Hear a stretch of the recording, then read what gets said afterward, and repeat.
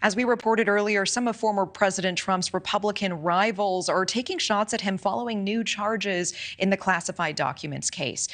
But at a campaign rally tonight in Pennsylvania, the former president hit back at those in the party who are not on his side. Take a listen. They sit back and they say, they have other priorities. We have to look at other things. Any Republican that doesn't act on Democrat fraud should be immediately primaried and get out. Will all of this infighting and name-calling endear these candidates to younger voters, particularly women? For that, we are joined by Republican political consultant, Mehek Cooke, and Jessica Herrera, communications director with Supermajority. That's a women voters organization. Thank you both for being here. And we'll start with you, Mehek. The jabs, the cutting back and forths that we see, especially within the Republican Party right now, is that turning voters away from particular candidates at this point?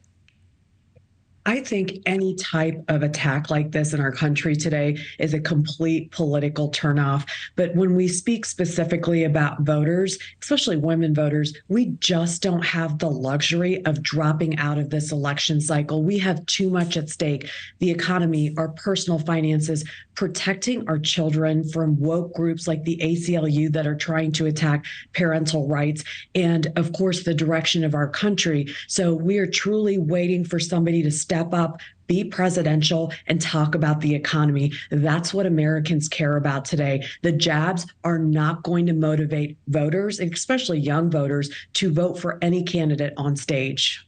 You know, Jessica, what are you hearing from women about infighting, and not even just within the GOP pool right now? I'm thinking about even the feud, like the heated one between Governor DeSantis and Governor Newsom of California right now. Yeah, I mean, quite frankly, what we're seeing is that women, and young women in particular, really want a government that truly represents them.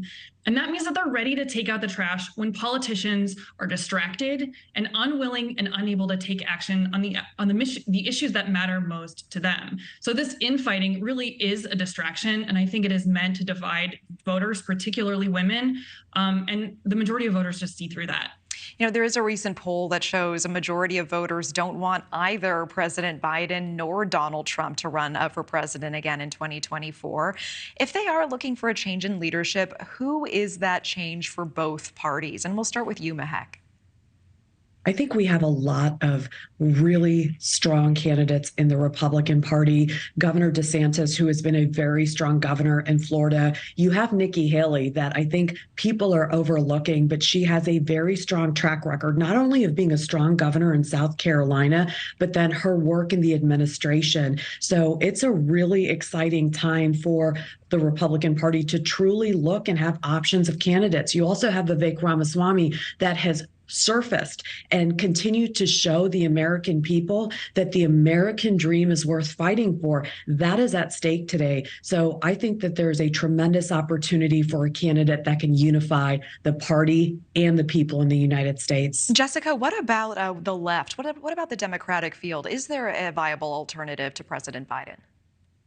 You know, I think, quite frankly, that President Biden, in his first term in office, has done quite a bit for voters. And what's really important is that young people, particularly young women, recognize that voting is one of the many tools in their toolbox that they can use to hold elected officials accountable. And that includes Biden and his administration.